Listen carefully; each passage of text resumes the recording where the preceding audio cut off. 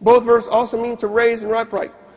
There was no other kind of resurrection. He uses that verb to argue for the historicity of the resurrection in 1 Corinthians 15. Well, what does the verb use over in Matthew 27? It's Gary. They were raised. 1 Corinthians 15:4 to him, that's historical. Passive sense, same verb. Mark 16:6, that's historical. But Matthew 27:52, even though it's the same verb, he says, indicates physicality, not historical. Why is that, Dr. Craig? You can see Dr. Craig is not treating equally declarative statements the same. He was raised on the third day according to scriptures in 1 Corinthians 15:4, that's historical. Mark 16:6, he was raised, oh, that's historical. Matthew 27:52, many bodies of the saints who had fallen asleep were raised, not historical. And it gets worse for him because he makes another issue of the use of the word soma, body. He says 1 Corinthians 15 must mean physical because of this word soma. And he quotes Gundry saying, Gundry succeeds admirably in carrying his main point that soma is never used in the New Testament to denote the whole person in isolation from his physical body. But it is much more used to denote the physical body itself or the man with special emphasis on the physical body. Well, what do you have in Matthew 27?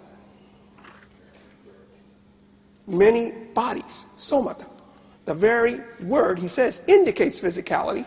It's in Matthew 27, but not in 15:4 of 1 Corinthians, the one he wants you to take physical. Oh, why is that, Dr. Craig?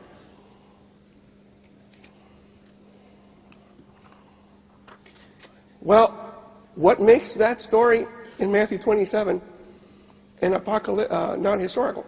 Well, apocalyptic embellishment, he tells us. Well, what does that mean?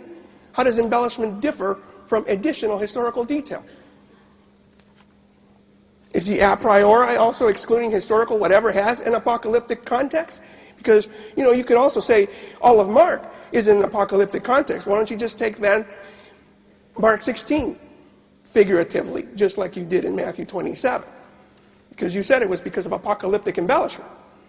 Go read Mark 13 and see how much apocalyptic embellishment there is. So yes, Dr. Craig, there are two of you. You're a supernaturalist when it comes to the stories you favor, a naturalist when it comes to the stories you don't favor. Now, let me get to another thing I said I was going to do, and to show that what he calls facts sometimes are not, that he invents facts. He tells us that James, the brother of Jesus, was killed. And he uses that as evidence that since he was a disbeliever before, now he must be a believer. He must have seen something. And he quotes Josephus. He says, we learn from Josephus that James was eventually martyred for his faith in Jesus Christ during a lapse in the civil government of the mid-60s. Is that what Josephus said? That's not what Josephus said when I read him.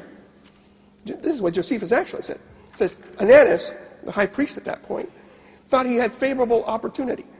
And so he convened the judges of the Sanhedrin and brought before them a man named James, the brother of Jesus, who was called the Christ, and certain others. He accused them of having transgressed the law and delivered them up to be stoned. Nothing there about dying for faith in Jesus. It says it was his brother. He didn't die for his brother. Didn't say anything of the kind. He just proves how easy it is to invent traditions. Now he has Josephus saying something he didn't. See how traditions grow? But it's going to get worse for him, because he still does not explain how he gets from the 3rd century, when the first documents we have of the resurrection, over to the first. But he tells us how he does it. He says that the phrase "on the first day of the week" is the key. And he says the fact that Mark uses "on the first day of the week," that phrase, confirms that his tradition is very old, even antedating the 3rd day reckoning. This fact is confirmed by the linguistic character of the phrase in question. For although the first day of the week is very awkward in Greek, when translated back into Aramaic, it's perfectly smooth and normal. This suggests that the empty tomb tradition reaches all the way back to the original language spoken by the disciples. Well, I've taught Aramaic. I've taken Aramaic dialectology, and I was traumatized by that statement. So, Dr. Craig, you wanted specifics. You told me that that phrase confirms that you can get back to the disciples' time. And you said that when translated back into Aramaic, that phrase, the first day of the week, is perfectly smooth and normal. So I have a couple of questions for you. One, what would on the first day of the week be in perfectly smooth and normal Aramaic, Dr. Craig? And two, what specific Aramaic text did you consult in order to make that translation?